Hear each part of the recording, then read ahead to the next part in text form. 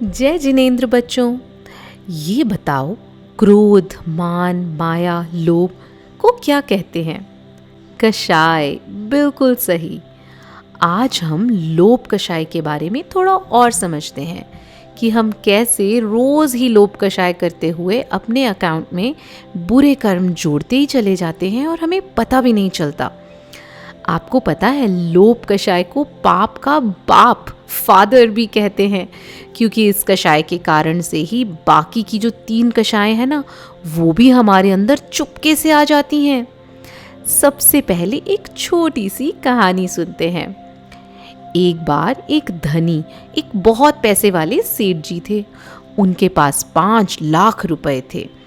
उन्होंने अपने चारों पुत्रों में 1-1 लाख रुपए बांट दिए और 1 लाख रुपए अपने कमरे में अपने पास की अलमारी में संभाल कर रख दिए। ये बात उनके बेटों को भी पता चल गई। अपने पिता के पैसों पर उन बेटों की बुरी नज़र थी। वो बच्चे अपने पिताजी का पूरा पैसा ले लेना चाहते थे। एक दिन पता है क्या हुआ? अचानक से सेठ जी बीमार हो गए और इतने बीमार हो गए कि वो ना तो कुछ बोल पा रहे थे, ना उठ पा रहे थे। सेठ जी के परिवार के लोग उनसे मिलने आए। उनको इतना बीमार देखकर परिवार के लोग सजेस्ट करने लगे कि पता नहीं अब सेठ जी कितने दिन जीवित रहेंगे, कितने दिन अलाइव रहेंगे।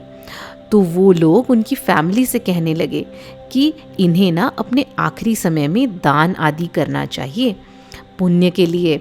सेठ जी बहुत बीमार थे और बोल नहीं पा रहे थे, लेकिन उनको सबकी बात समझ आई और उन्होंने सामने जो अलमारी थी ना, जहाँ पर 1 लाख रुपए रखे थे, उसकी ओर इशारा किया, पॉइंट किया।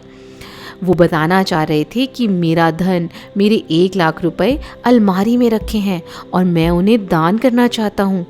पर अब लोग, जो फैमिली के लोग नहीं थे, वो उनकी बात और उनका इशारा समझ नहीं पा रहे थे। सेठ जी के बेटों को लगा कि ये क्या, कहीं पिताजी अपना सारा धन दान ही न कर दें। ये तो गलत है, हमें मिलना चाहिए उनका पैसा। तो पता है उन्होंने क्या किया? वो लोग झूठ ही कहने लगे कि पिताजी तो ये इशारा कर रहे हैं कि उनका सारा पैसा तो ये दीवारें, ये घर बनाने में खर्च हो गया, अब उनके पास कुछ भी नहीं बचा। सेठ जी बहुत स्ट्रगल कर रहे थे।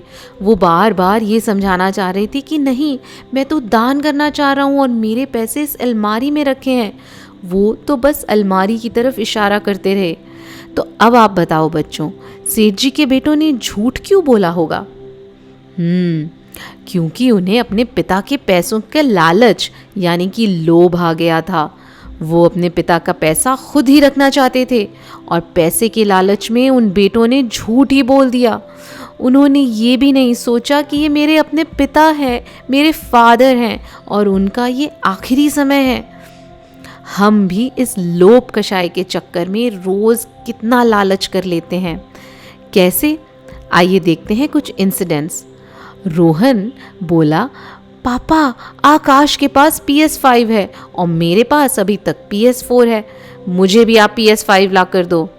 मिश्का बोलती है, मम्मा, मायरा के पास प्रिंसेस जैसी ड्रेस है, मुझे भी वैसी ड्रेस चाहिए, प्लीज़ वो ड्रेस ऑर्डर कर दो ना। अदिति बोलती है, मम्मा, स्वाति के पास तो इतने सुंदर कलर्स हैं, पूरा सेट है उसके पास, मुझे ही वैसे कलरिंग सेट चाहिए, मुझे आप वो कल ही दिलवाइए। तो बच्चों, कुछ जाना पहचाना लग रहा है ना? हम भी ऐसा ही करते हैं ना? आपने देखा ना, रोहन का कमरा पूरा खिलौनों से भरा था, फिर भी उसको नया गेम चाहिए था। क्या आपने मिश्का की अलमारी देखी? उसमें इतने कपड़े थे कि नए कपड़े रखने की तो जगह ही नहीं थी। और अदिति का आर्ट किट, इतना बड़ा और सुंदर किट होने के बाद भी उसे और कलर्स चाहिए थे। और जब हमें हमारी मांगी हुई चीज़ें नहीं मिलती तो हम क्या हो जाते हैं? गुस्सा हो जाते हैं। नए तरीके ढूंढते हैं कि कैसे मम्मी पापा को अपनी जिद मनवाई जाए। तो हमने क्रोध भी कर लिया और साथ में मायाचारी भी कर ली। लोभ हमारी बाकी 3 कषायों को बढ़ाता ही चला जाता है। जैसे लोभ कषाय में फंसे उन बेटों ने मायाचारी की, झूठ बोला और अपने पिताजी की अंतिम इच्छा को भी पूरा नहीं किया। तो हम लालच को दूर कैसे करें? लालच तो हमारे मन में आता है, विच इज़ नॉर्मल। हम कैसे हराएं इस लालच को? तो बच्चों उसका एक तरीका है और वो है ग्रेटफुलनेस, आभारी होना, थैंकफुल होना, कंटेंट होना। हमें अपनी लाइफ में कमियों की जगह अपनी ब्लेसिंग्स को काउंट करना चाहिए। हमें हमारे जीवन में जो भी मिला है हमें उसके लिए एक्सट्रीमली थैंकफुल होना चाहिए।